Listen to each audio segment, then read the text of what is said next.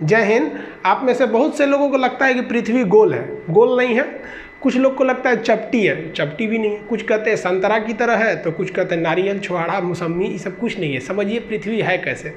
पृथ्वी के बारे में अगर आप समझते हैं तो पहले आप दिमाग लगाइए कि पृथ्वी गोल कैसे हो सकती है। इसी पृथ्वी पे बड़ा बड़ा महासागर है, समुंदर है, धंसा हुआ अंदर है, वो कैसे गोल हो जाएगी। और इसी पृथ्वी के ऊपर बड़े बड़े विशाल पर्वत है, तो गोल कैसे हो सकता है। आपको मेरा चेहरा गोल लगता है, इसमें अगर आप देखेंगे नाक उठा हुआ है, आंख कम धंसा है, मुंह एकदम अंदर तक धंस गया हुआ है, माथा बराबर है, गाल तनी पचका ढचका है, अलग टाइप का है कि नहीं। इधर दाढ़ी है, सवाना घास का मैदान, इसको कैसे आप गोल कह सकते हैं। इसको कभी गोल है। अगर आप पृथ्वी को गोल या फिर नारंगी संतरा कहते हैं, इसका मतलब आपके अंदर सोचने विचारने की क्षमता उतनी नहीं है। समझिए आखिर पृथ्वी है कैसे। इसको समझने के लिए आपको 20 करोड़ साल पहले जाना पड़ेगा। 20 करोड़ साल पहले पृथ्वी जो थी वो इस शेप में थी। बीच में एक बहुत बड़ा सुपर कॉन्टिनेंट, विशाल महाद्वीप था जिसका नाम था पेंजिया। हम सब लोग उसी सुपर कॉन्टिनेंट के हिस्सा थे। एक ही महाद्वीप था, आज की तरह 7 महाद्वीप नहीं थे, और चारों ओर इसमें समुद्र था जिसका नाम था पेंथालासा। सुपर ओशियन का नाम पेंथालासा, सुपर कॉन्टिनेंट का नाम पेंजिया। एक ही महासागर, एक ही महाद्वीप थे। इन्हीं से टूट के कई महासागर बने और कई सारे महाद्वीप बने। वेगनर महोदय ने ही बताया था प्लेटो के मतलब महाद्वीपीय विस्थापन का सिद्धांत, कैसे कैसे ये जो पेंजिया महाद्वीप था ये टूट गया। यहाँ पर धीरे धीरे ये पेंजिया महाद्वीप ऐसे टूटना चालू हुआ, और जब पेंजिया टूटा ना तो इसके ऊपर का एक जो खंड था वो कहलाया लारेशिया, और नीचे वाला कहलाया गोंडवाना लैंड। और इन दोनों के बीच एक नए सागर का जन्म हो गया जिसे हम कहते थे तेथिस सागर। ये तेथिस सागर के जगह पे हिमालय खड़ा हो गया। जहाँ उस समय का सबसे गहरा सागर होता था तेथिस सागर, आज वहाँ हिमालय खड़ा हो गया।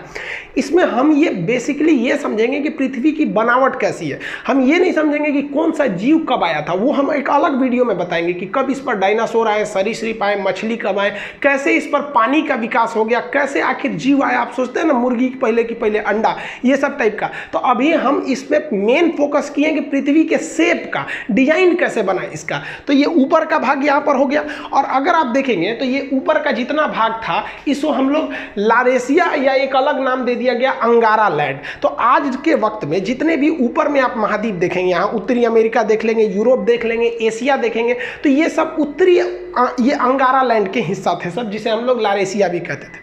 और नीचे वाले जितने द्वीप हैं सब ये यहाँ पे आप देख रहे हैं, अफ्रीका, अंटार्कटिका, ऑस्ट्रेलिया। और उस वक्त तक भारत भी यहीं था। ये हिंदुस्तान दिख रहा है आपको, ये वाला है हिंदुस्तान। यहाँ पर भारत यहाँ से उठ के गया था, यहाँ पर ये तो इंडोनेशिया दिख रहा है, यहाँ से इस तरह से यहाँ से भारत गया था। तो नीचे वाले एरिया को हम लोग कहते हैं गोंडवाना लैंड। इसको हम लोग जम्बू द्वीप भी कहते हैं। वर्तमान में भले भारत उत्तरी भाग में है, लेकिन जब ये ओरिजिन किया था आज से लगभग वो 15 करोड़ साल पहले, तो उस वक्त 15 करोड़ साल, देखिए इसकी तो शुरुआत टूटने फूटने की हो गई थी 20 करोड़ साल पहले, लेकिन ये प्रक्रिया बहुत धीमी होती है। एक साल में केवल 5 सेंटीमीटर घसकता है। तो सोचिए ना, हजारों किलोमीटर घसक गया था तो कितना करोड़ साल लगेगा। तो ये धीरे धीरे भारत आया था। तो भारत शुरुआत में गोंडवाना लैंड या जम्बू द्वीप का हिस्सा था। कई करोड़ साल बाद धीरे धीरे महाद्वीपों अपने अस्तित्व में आना चालू हो गए सब। अगर आप ध्यान से देखेंगे तो यहाँ पर दक्षिणी अमेरिका बनने लगा है, ये उत्तरी अमेरिका लगभग बन गया, ये यूरोप और एशिया एक ही में थे। और यहाँ अफ्रीका में सटा हुआ था, यहाँ पर मेडागास्कर टूट गया, और इससे टूट गया यहाँ से हिंदुस्तान। ये इंडिया जो है, ये इंडिया अब इधर की ओर जाने लगा। जबकि ऊपर में जो चाइना है, रूस वाला भाग है, उसके नीचे अगर देखेंगे तो तेथिस सागर है ये, और ये भारत है। इन दोनों के बीच में आज भले हिमालय है, लेकिन एक समय था जब तेथिस सागर था। और उसके बाद यहाँ से भारत जाना चालू किया। आज से लगभग 7 करोड़ साल, 10 करोड़ साल, ऐसे धीरे धीरे कई करोड़ साल लगा। और उसको जाते जाते यहाँ से धीरे धीरे यहाँ से यहाँ घसका, फिर यहाँ घसका, तेथिस सागर खत्म करके यहाँ घसक गया यहाँ पर, और जाके अभी ये भारत यहाँ पर दिख रहा है। तो ये कभी जम्बू द्वीप और अफ्रीका के पास वहाँ का एरिया का हिस्सा था। और ये जब घसका ना, तो आगे वहाँ पर बैठा था पहले से यूरेशिया का प्लेट, जो चाइना तिब्बत का एरिया था, वहाँ पर ये जाके उससे टकरा गया। और टकराने के बाद भी रुका नहीं, उसे ढकेल ढकेल के ऊपर उठाने लगा। ढकेल ढकेल के जब ऊपर उठाया तो ये एरिया उठ गया, और ये विशाल एरिया हाइट पर ऐसे उठ गया यहाँ पर। इसके ऊपर चाइना और तिब्बत का ये एरिया हो गया। ये धीरे धीरे ऊपर जाकर उठ गया। आप अगर यहाँ देखेंगे तो ये इंडियन प्लेट है, ये ढकेल दिया है और खुद नीचे घुस गया है। और ये ढकेलने से यहाँ पे आप देखेंगे तो कई सारे पहाड़ियों का निर्माण हो जाता है। तो इससे इंडियन प्लेट जब उसको ढकेला तो वहाँ एक विशाल पर्वत का निर्माण हो गया। जैसे जैसे अगर आप हाइट पर जाते हैं तो हाइट पर जाने से टेम्परेचर में गिरावट आती है। ये क्यों आती है ये अलग बताएंगे। 165 मीटर की अगर आप ऊंचाई पे चले जाएंगे तो 1 डिग्री सेल्सियस की कमी आ जाएगी। लगभग 1 किलोमीटर की ऊंचाई पे जाएंगे ना तो आप में 5 डिग्री सेल्सियस की कमी आ जाएगी। हिमालय पर्वत लगभग 9000 किलोमीटर है। अगर 9 × 45 देखेंगे तो 45 डिग्री सेंटीग्रेड तो ऐसे ही गिर जाएगा कोई भी चीज़ हिमालय। इसलिए वहाँ पर पहाड़ के ऊपर पूरा टेम्परेचर गिरने से बर्फ़ का अंबार लग गया, पहाड़ों पर पूरा बर्फ़ लग गया। यहाँ धीरे धीरे इंसान बसना चालू हुआ। करोड़ों वर्ष पहले वो भाषा का आविष्कार किया तो उसने इस पहाड़ का नाम रख दिया बर्फ़ का घर। जिस तरह से पुस्तक का घर क्या होता है, घर को हिंदी में क्या कहते हैं, आलय। घर को आलय कहा जाता है। अब पुस्तक का घर है तो पुस्तकालय, भोजन का घर है तो भोजनालय।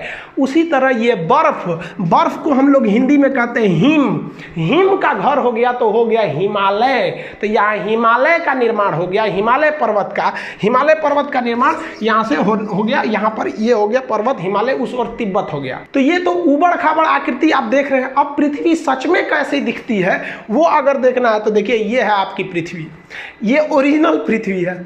इसको कंप्यूटराइज करके मतलब शेप लिया गया है यहाँ पर। अब आप बताइए ये इसको कौन कहेगा कि ये गोल है या फिर पृथ्वी चपटी है। पहले के ज़माने में लोग कहते थे पृथ्वी चपटी है, इसलिए वो दूर तक का सफ़र नहीं करते थे कि कहीं अचानक से गिर जाएंगे तब क्या होगा। ये बहुत प्राचीन काल की है। प्राचीन चीज़ को अभी से मत मिलाइए, वो उस वक्त उसी को सच माना जाता था और अभी के वक्त में वो सब सच नहीं है। तो ये जो चीज़ है ये पृथ्वी है, ये गोल है नहीं है। तो भूगोलवेताओं ने इसके लिए एक अलग शेप बनाया, एक अलग डिजाइन। उसको क्या नाम दिया गया तो देखिए इस तरह से जो पृथ्वी है इसमें अगर आप देखेंगे तो ये वाला एरिया जो है उठा हुआ है और यहाँ वाला एरिया धंसा हुआ है। तो इसमें दो चीज़ें दिखेंगी आपको, एक उठा हुआ ये एरिया दिखेगा और एक धंसा हुआ ये एरिया दिखेगा। फिर यहाँ उठा हुआ है, फिर कहीं धंसा हुआ है। तो इसके लिए एक नियम बनाया गया जिसे हम एवरेज नियम कहते हैं। एवरेज नियम कहते हैं कि धंसा वाले से थोड़ा उठा के उठा हुआ से तनी सा नीचे करके, यानी इन दोनों के बीच में एक शेप ले जाते हैं। तो देखिए ये जो रेड लाइन गई है, ये रेड लाइन ये उठा हुआ से कम है और धंसा हुआ से ज़्यादा है। तो ये एवरेज लाइन जो खींच दिया गया है ना, ये एवरेज लाइन वाली आपकी आकृति गोल दिखती है। इसी डॉटेड एवरेज लाइन को यहाँ आप देखेंगे, यहाँ उल्टा रंग दिए हैं। यहाँ पर अगर रेड कलर का देख रहे हैं तो ये ओरिजिनल शेप है पृथ्वी का, और ये डॉटेड लाइन काला से जो खींचे हैं ये क्या है, एक आपका काल्पनिक शेप है। तो उसी जो डॉटेड लाइन है जो एवरेज आकृति को गोल कर देता है, उस शेप को हम कहते हैं जियोड। तो पृथ्वी का जो शेप है वो होता है आपका जियोड। अब आप ये मत कहिएगा कि पृथ्वी का शेप जो होता है गोल होता है, ये जियोड होता है। यानी इसका एवरेज और ये यहाँ 20 से ले लेंगे तो गोल दिखने लगता है, तो आकृति हो गई जियोड। इस जियोड के ऊपर कहाँ कौन पर्वत है, कहाँ क्या चीज है, इस पढ़ने की क्रिया को, जियोड के ऊपरी पढ़ाई को हम लोग जियोग्राफी या भूगोल कहते हैं। आप मैच कीजिए यहां से जियोग्राफी और जियोड से। लेकिन इसी जियोड शेप को अंदरवा घुस के पढ़िएगा, भोंक भांक के अंदर घुस जाइएगा, बकोट वकोट के अंदर, कि ससुरा ज्वालामुखी कहां से आ रहा है, भूकंप कहां से आ रहा है, इसके अंदरवा घुस जाइएगा ना, तो जियोड के अंदर घुस के अध्ययन को हम लोग जियोलॉजी कहते हैं। भूगर्भ विज्ञान, जियोलॉजी, यानी ज्योग्राफी और जियोलॉजी दोनों जियोड में है। एगो ऊपर पढ़िए एगो अंदर पढ़िए। जूलॉजी मत सोचिएगा, ये तो जूलॉजी जेड डबल होता है जियोलॉजी वाला। ये तो डॉक्टर उगर पढ़ता है, इसमें भेड़ बकरी आदमी मानव ये सबको पढ़ा जाता है, बॉटनी में पेड़ पौधा को, तो जूलॉजी अलग है, जियोलॉजी होता है। तो पृथ्वी जियोड शेप का है। इस जियोड में आपको भूगर्भ विज्ञान में जूलॉजी पढ़ना होगा, ज्योग्राफी ऊपर वाले में। अब ज्योग्राफी में भी कई चीज आ गए, क्लाइमेट के बारे में पढ़ना है, क्लाइमेटोलॉजी, टोपोग्राफी, कई शेप आ जाते हैं, ओशनोग्राफी, इस सब में कई चीजें आ जाती हैं जो आगे दर पर्दा आपको पढ़ते रहना है। तो अब आप समझ गए होंगे कि ये हमारी पृथ्वी है और हम लोग को जो पढ़ाया गया है वो इस तरह से। अब ये 23.5 डिग्री झुकी है, इसका उत्तरी दक्षिणी ध्रुव क्या होता है, इसको समझने के लिए सबसे जरूरी ये चीज होता है आपको पृथ्वी के अंदर का ग्रिड समझना। ये ग्रिड बने होते हैं दो चीज से, अक्षांश देशांतर यानी लेटीट्यूड और लॉन्गिट्यूड।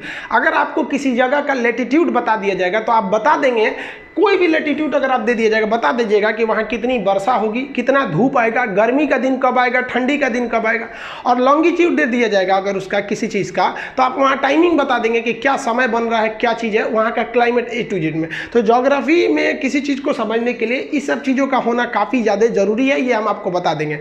आई होप आप इसको तो समझ गए होंगे कि पृथ्वी गोल है या चपटी है, पृथ्वी जियोड है साइंस के हिसाब से। बाकी आप किसी पुरानी परंपरा को मानते हैं तो आप मानते रहिए, लेकिन ज्योग्राफी यही करता है कि भाई सब पृथ्वी जियोड है, जियोड से बना है ज्योग्राफी। अब एक सूचना आप ध्यान से समझिए, ये चीज़ें आप समझ गए ना। आज रात में मेरे मोबाइल पे एक मेल आया था, और वो मेल बेसिकली इसीलिए आया था कि मेरे चैनल को हैक किया जा सके, और कई चैनल हैक भी हुए हैं। आप अगर इधर देखिएगा तो कई टीचरों के भी चैनल हैक हो गए। कई लड़के हमें भी फ़ोन कर रहे हैं, सर यहाँ पे आप लोग भी उन टीचर के लिए, भाई जितने स्टूडेंट हैं आप लोग ट्विटर वगैरह पे उनके लिए करिए, क्योंकि कोई भी टीचर आपको यूट्यूब पर पढ़ा रहा है तो फ्री ऑफ कॉस्ट ही आपकी सेवा के लिए कर रहा है। लेकिन बहुत हैक होने का एक बड़ा टेंशन हो जाता है। वो तो हम अच्छा हुआ उस ईमेल का कोई रिप्लाई नहीं किए, उसकी भाषा से ही हम पकड़ लिए, एक दो शब्द थोड़े अलग टाइप के थे, वो किस भाषा, ना इंग्लिश था ना हिंदी था, और अजीब टाइप की भाषा थी, तो हमें लगा कि ये गड़बड़ है। लेकिन देखिए कभी ना कभी कुछ भी हो सकता है।